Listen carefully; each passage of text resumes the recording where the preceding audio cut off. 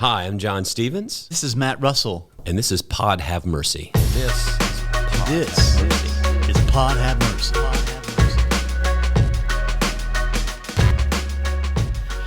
Well, Justin, are you originally from Texas? No. Are you? I am originally from Mississippi. Grew up Okay. in Mississippi, and then lived in Louisiana for about 5 years. And we moved to Redding, California in 2015. Might be wrong on that. Somewhere around in there. Gotcha. And then we've been in California ever since. We're in Sacramento now. Just to start off, can you talk a little bit about what you do with Jesus Culture and Bethel and kind of how you got to the position where you're at now? Sure. So I am the creative director for Jesus Culture, for the church side of Jesus Culture as of January. So love doing that. And now I run a team, which is awesome. That's dope. How did you get to that position? Can you talk a little bit about that journey? I listened to the Wait podcast. We're big fans of the Wait here at Pod Have Mercy. Oh, yeah. Yeah, and I listened to that podcast through and heard a little bit of your backstory. I'd love for you to talk a bit about that. Sure. Yeah. How far back do you want me to go? Like Louisiana? We've been like Insta buddies for a long time, and like the OG Instagram days before, like you were a photographer that I just followed randomly. And can you talk a little bit about how you got into the creative world and then how that kind of led to the place that you're at now? Because I know it's been a long journey. Yeah, it's pretty wild. I mean, Instagram in the beginning was this tool for connection, right? I think today it's more about building audiences for a brand, but in the beginning it was this beautiful, magical space where you could connect with other people who may or may not have any experience with taking photos, and we were all just on this journey of getting better in our craft and hanging out, making friendships. I'm still friends with a lot of the people that I met through Instagram, close to 10 years ago, Right. which is wild. So it's forged some lifelong friendships, but also it has helped me become a better photographer. So I knew nothing about photography, picked up Instagram on my phone because I was really curious about documenting life, on the regular. And I wanted something to look back on and remember. And so I just started doing it, and I was horrible at it, using the wrong filters, like just so bad. And then I just started hanging out with people who were doing it way better. And eventually they helped me raise my level, right? So I slowly and surely got better. And then I married my wife, who went to college for photography. So she has a degree in photography, and that really helped me out.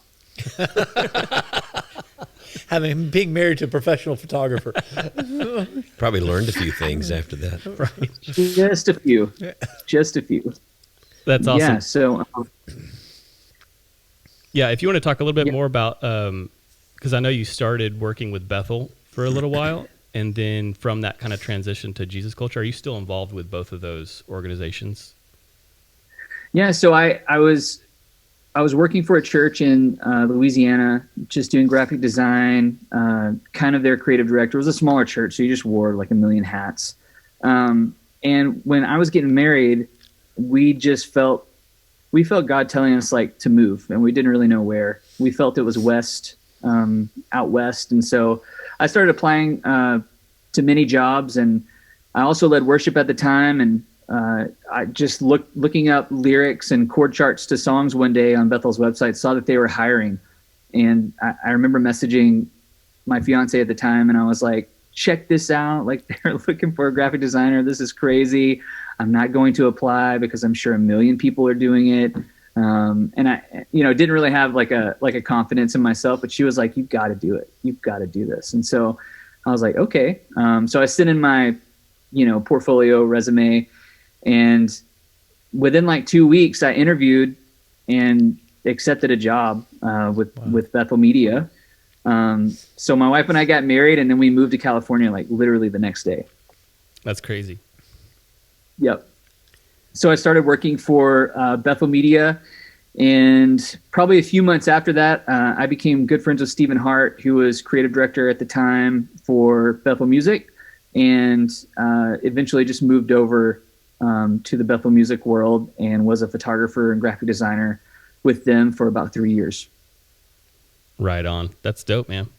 I know Yeah. Elizabeth has some more specific questions that she wants to ask, maybe around social media. So, Elizabeth, if you want to throw some of that in, that'd be great. We could have just like gone to eat lunch today. John and I are eye We're candy. so You're eye out of- candy. We're Just so. I'm so glad to hear it. All right, so first off, we're both old. We're so out of our element. No, you're not. I'm like social media. That's that thing I That's go a and put my fad. pictures What is social on. Right? media? That's what you take pictures of your food for, Yeah. and then you put it up there. A really nice banana pudding. Yes, I had some tapioca last week and put it on the Instagrams. Yeah, we still have dial-up at the nursing home, so it's kind of slow loading wow. those pictures. Oh, wow. No, so we did bring Elizabeth in because she is our resident expert here, all things social media.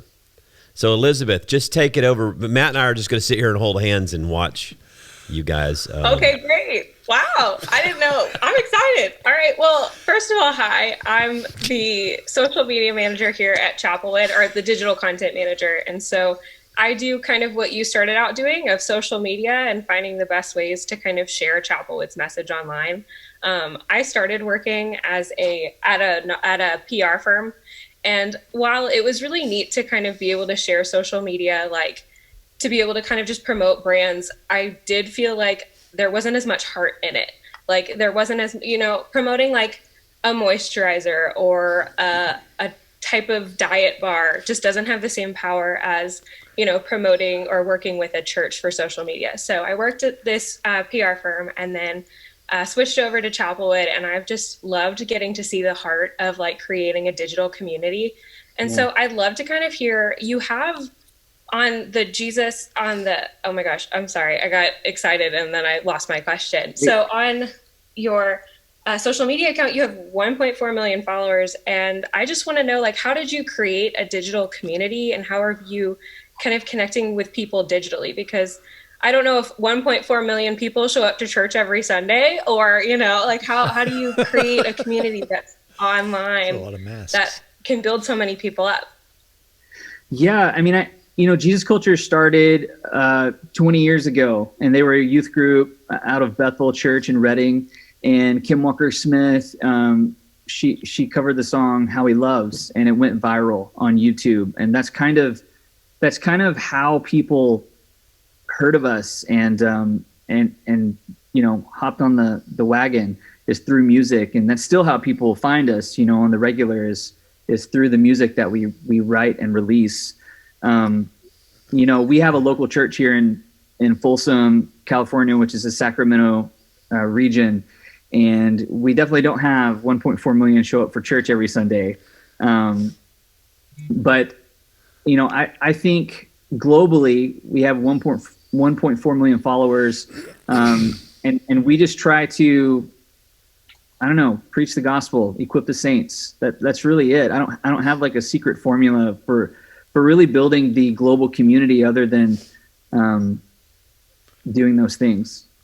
Totally. I think that it's different for every social media account, but I think that it's really neat that, like you said, social media can be a community place. And while it is for promoting a brand, I think that there is sort of a kind of a change with 2020 and 2021 of, now that we can't connect in person, or, we're just barely starting to get back into connecting in person, social media has been so important. And so, like, have you seen changes in the way social media is kind of creating that space over the last 2 years?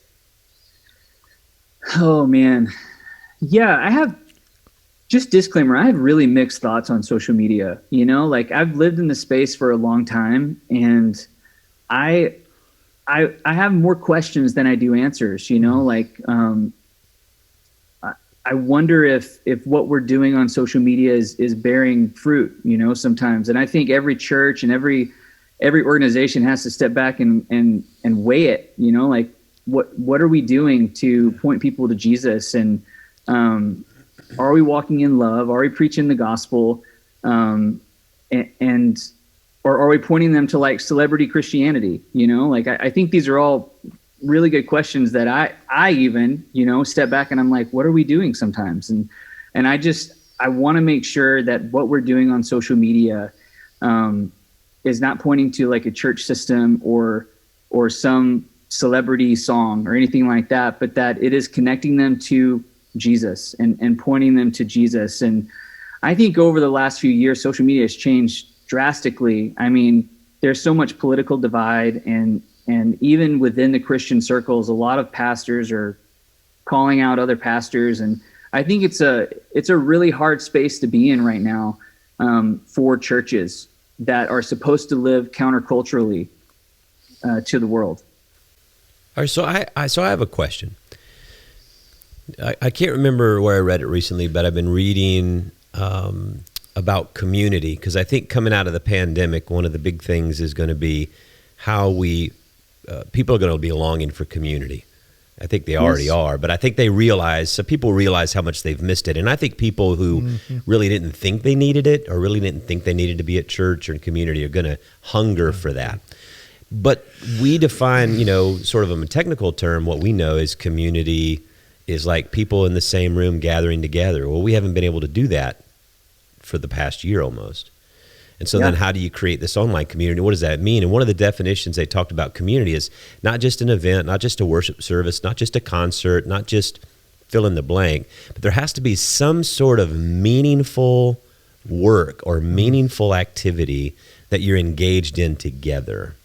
And I guess the question I'm dumping to both of you social media gurus is, how do we invite people that are out there? I've noticed too, and Elizabeth could talk more about that our community is defined way more beyond Houston now than it ever has been. We have more people from all over the place that watch and intersect and comment and weigh in. And some people are like, this is the church they watch every week, or this is the stuff they intersect with every week. And so I guess I'm rethinking what it means to be community. I'm wondering what you think about that as a digital connection when we're not literally in the same town together. You want to go first, Elizabeth? Sure.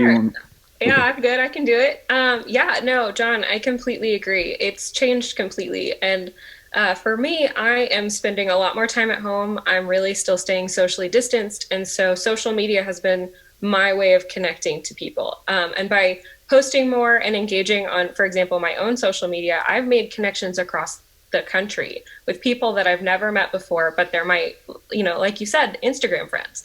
And it's been really interesting because it creates a bigger bubble than you think it could. It's really easy to stay like within your own little community on social media, but if you give it a chance and start to make new connections on social media, it's mind-blowing who you can connect and make friends with. And I definitely think you can see that with Chapelwood social media. Last year we hit 1 million timelines, so 1 million people saw our social media, saw posts on Facebook from us. And not all of those people go to Chapelwood, and a lot of those people still consider Chapelwood to be their family or their community. And it's a really unique way of looking at it, because social media, especially Facebook and Instagram, they push content out.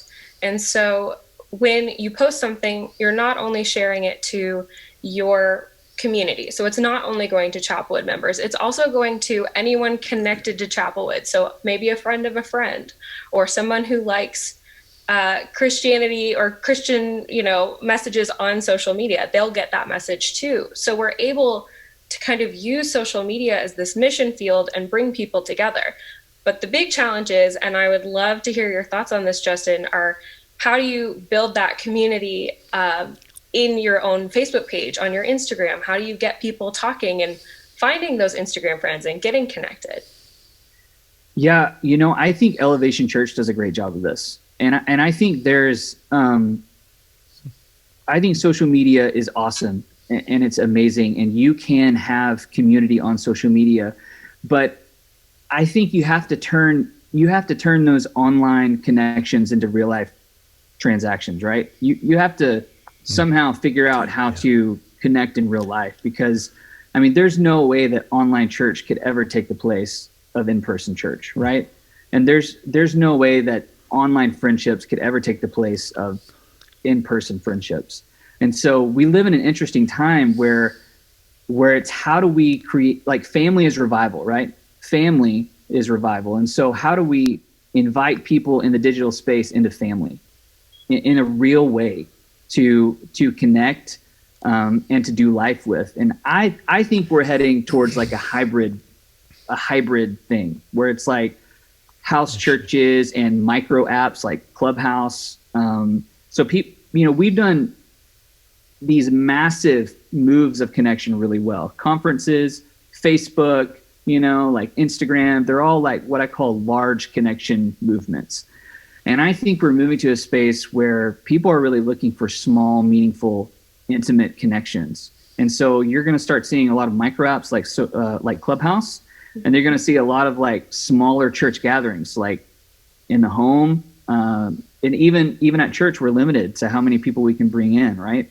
So I don't know. Those are my thoughts on it. I could be totally wrong, but that's what I've always been interested in too, because and this is probably totally my age that is showing here now. But it's always been interesting to me to talk about online friendships, because I think that, I don't know, I really feel like that because of the incarnation of Jesus, in a sense, that's so central to our belief that there's no substitute for flesh. And that that in a sense that those connections have to lead back to like you had said, a really flesh connection, And I'm not saying that the other ones can't exist in a place that is important, but at some point there seems to be embodiment seems to be really core to what who we are as humans and what we are as people. And I've come to a place in even just Zooming that there's a diminishing return on the connection. Yeah. I feel like in some ways, and again, it may be my age, but I felt like in some ways I reached the brick wall of like, I don't need. All feel it. Yeah, and looking how many times somebody likes something I post is like it's like the snake eating its own tail after a while. There's no nutrient in it. You're just, there's just, so I'm interested to know, like, in terms of what y'all are saying is that it's a tool. It's not an end. Right. And there's a limit to which that tool can be used for, and the usefulness, because we can say, we have 1 million followers. What does that really mean? Like, what does that mean if you have 1 million people that are on your Instagram? Like, do you get like a bunch of money back from some undisclosed account, or is it just like 1 million people have clicked and they follow you? Like, what does that mean? So again, exactly. I'm 50 years old, and this is brought to you by Ovaltine. Does that make sense? Like, there's a sense in which what does all the clicks mean at the end of the day if we're in the business of connecting actual people? Yeah, God's after the heart. He always has been. He always will be. And he's not after our numbers on social media. He's not after our work history or resume or careers. He's after the heart transformation, right? And so I think that's a great question, that every church has to weigh, every movement has to weigh, like, what does this number mean to us? Yeah, I think kind of throwing that in, it's really interesting because I'm 24 and I'm living in an apartment with my roommate and I love her dearly, but this would be the time without a pandemic that I would be out networking and meeting new people and making those connections.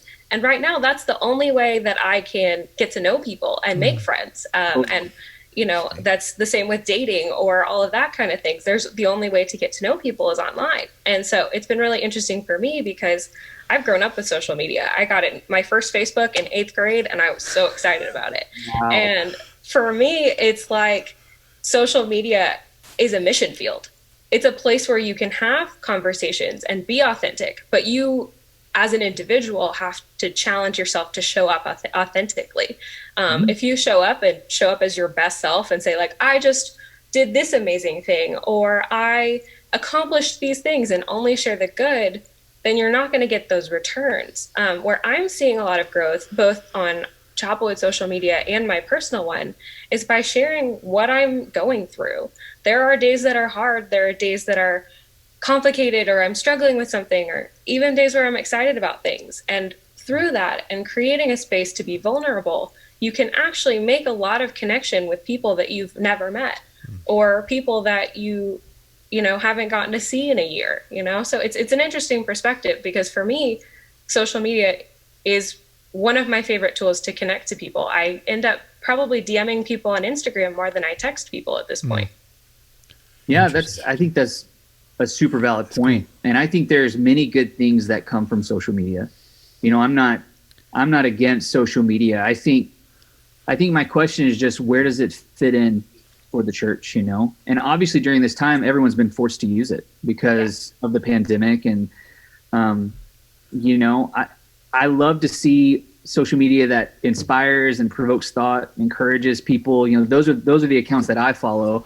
And I love to see accounts that make you even put down your phone, like pause and disconnect from it too. You know, like accounts that invite you into, accounts or people that invite you into like that countercultural realm of things. And so it is valuable to create these micro spaces or macro spaces, depending on your following, to where you can invite people in and connect and ultimately show them the love of Jesus. So there's also the dark side of the force. There's this documentary, The Social Dilemma. Yeah. Have you all seen it? Yeah. So good. I've only watched snippets of it because it scares me. But I've seen my daughters, who are 23 and 20, at different phases of their development, get sucked into this thing like, you know, take a picture, and if I don't get so many likes within a certain period of time, they take it down because that must have not been a good picture or says something about my worth. And then you think about, I go, you know, on Amazon and I search for, I don't know, you know, a dry vac for the garage. And then I go to Facebook and it's like, here's some dry vacs from the garage you might be interested in. And I'm like, that thing is the devil. And then of course on the other side, so there's all this stuff going on there about how this thing is like controlling our lives. There's even studies about these kids where like this dopamine is released. You know, I've even found now at 50 years old, and I got to pick this thing up while I'm watching TV at night. I got to check it. I got to check it. I got to check it. I got to check it. I got to check it. It's like an addiction. There's like some chemical release that's gone on in your brain for this thing. So I think in terms of that stuff that people are concerned about, I mean, there's the good things that it can do, but then there's also, you know, the false self. You're putting yourself out there. Like you said, I think it was a good point. Is that you have to be authentic, but that's not something people want to do out there. And then the other thing I would say, just on what we've seen this past year, whether it be racial issues or political issues or pandemic issues, I've made this comment before. I think the devil just dwells in the comment sections of social media. And Twitter seems to me to be one of the worst, although Facebook comments, but just Twitter is just like a bunch of those old two guys, Statler and Waldorf at the Muppet Show. Remember the two old dudes that sat up in the balcony and just like sent zingers down at everybody? Everything was horrible. You know, everything was bad. That was the worst act ever. And that's what Twitter is. It's just, I don't know. All right, so that's my rambling thing about that. But there's some negative aspects, and how do we counter that, or how are we aware of that when we share with people? Man, all these questions are so good, and I think, you know, again, churches just have to really be aware of all these things as they enter into this space. We're called to be light in the world, right? We're called to be light in the darkness and salt, and I think we have to show up to the arena of social media and bring the love of Jesus in all that we do and all that we post, and also be aware that the enemy is prowling and he's crouching at the door and he's ready to divide us in the comment section, you know? And so I think it's important to be aware of all those things as we enter the space of social media.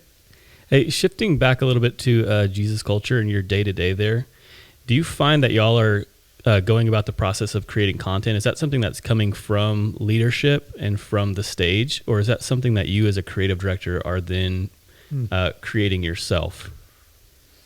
Yeah, so it's gone through a couple of different cycles now, but we kind of let the local church drive. So we want to be authentic, right, Elizabeth? And so anything we're posting nowadays is being inspired by what's happening in our local community and the transformations that are happening there and all of that. Yeah. Kind of bouncing off of that, I feel like we do a lot of celebrations. And so it's an interesting balance between inspirational and promotional. So we do want to bring people in through, different events, or come to the sanctuary service, or here's where to watch this, or here's how to get involved in this. But also for our community that is new or hasn't interacted before, a lot of it is just reminding people through social media that they are loved and that they're valued. And with every comment, you have the opportunity to respond in a way that shows people they're loved. So we do posts pretty frequently. If you follow the Chapelwood page, how can we pray for you? And you'd be surprised at how many people will just comment like, my daughter is having a surgery, or I'm struggling with this, or even private message the Chapelwood page, not knowing who's on the other side, and saying, hey, I want to pray for this. And so it's definitely showing up authentically and providing, I like to say, a safe space through that. So I love what you're saying about that. What was the one, Elizabeth, it was a year or two ago, was loved, you are loved? Mm-hmm. That was a real big one that people resonated with. Yeah, we what it was I think it was my first year on staff, and Jeff and I worked on basically a video that was "You Are Loved," and we interviewed all these different people on what love meant. We interviewed an artist who used, her creative work to shine light and bring happiness and joy and love. We talked to at the time, she was a senior in high school, and what did love mean to her?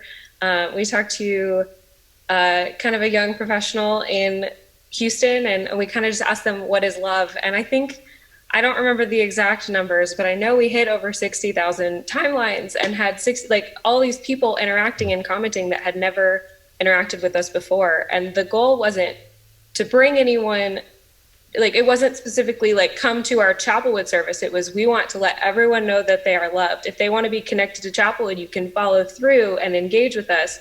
But at the end of the day, if you saw the video and then you just went on the rest of your day, you at least had one message from someone who was saying, hey, I love you, which is really cool. Yeah, and that's the spark. That's the spark. It was like you were talking about. It's like there's so much negative stuff on social media and negative comments.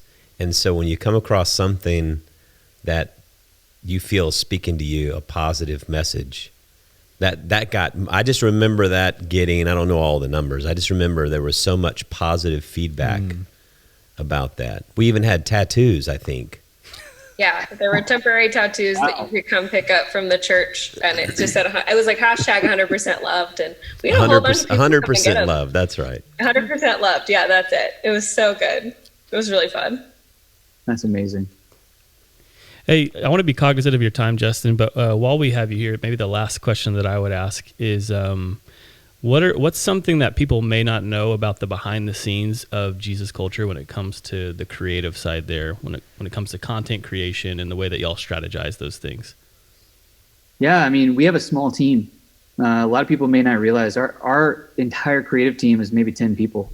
Wow. And we serve the local church and the global movement, the same team. So all the accounts that you see, and I mean, we contract out some things, but it's a small team that is really tethered to the local church and what's going on in the heart of Jesus Culture Sacramento. Sick.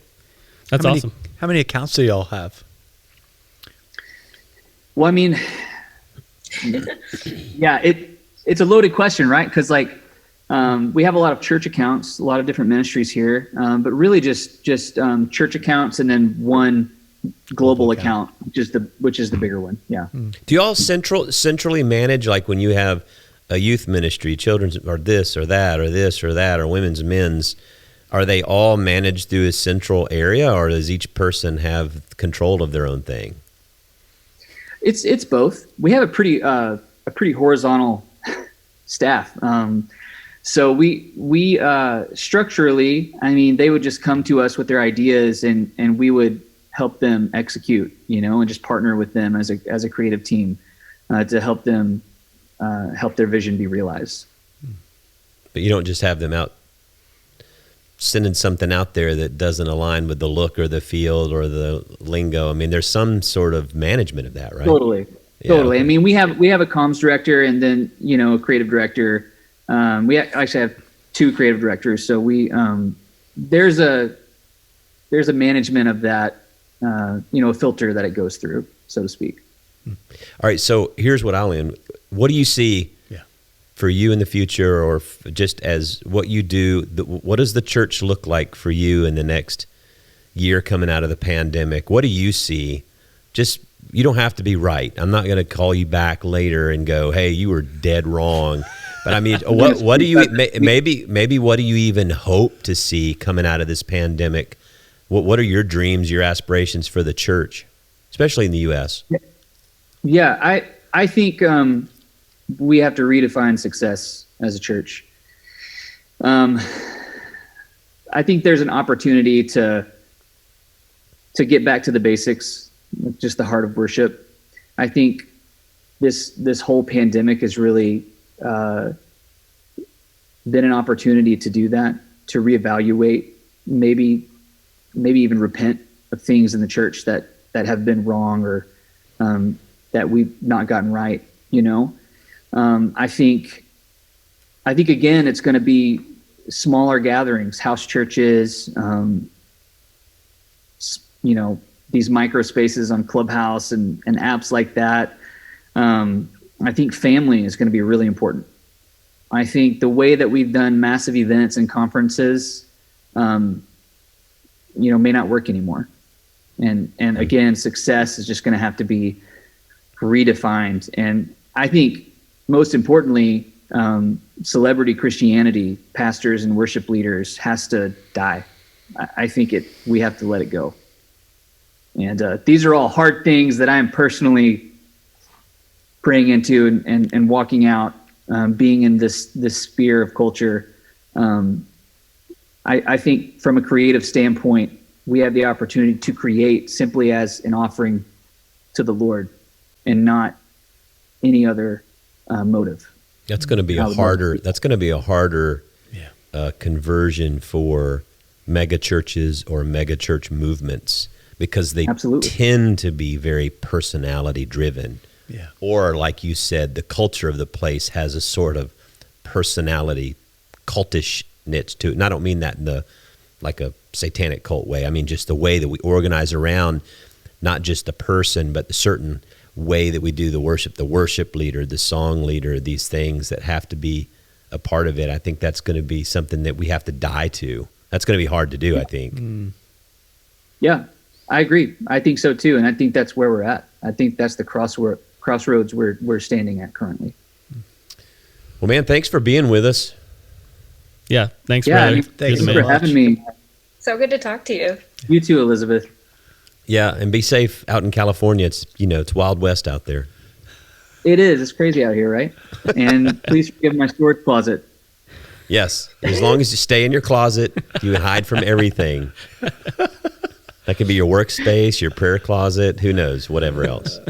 Yeah. Well, thanks again, guys. I really appreciate the opportunity. Well, thank you for being with us, Justin. Thanks, brother. Appreciate it. Thanks, Elizabeth. I'm John Stevens. And I'm Matt Russell. And this is Pod Have Mercy.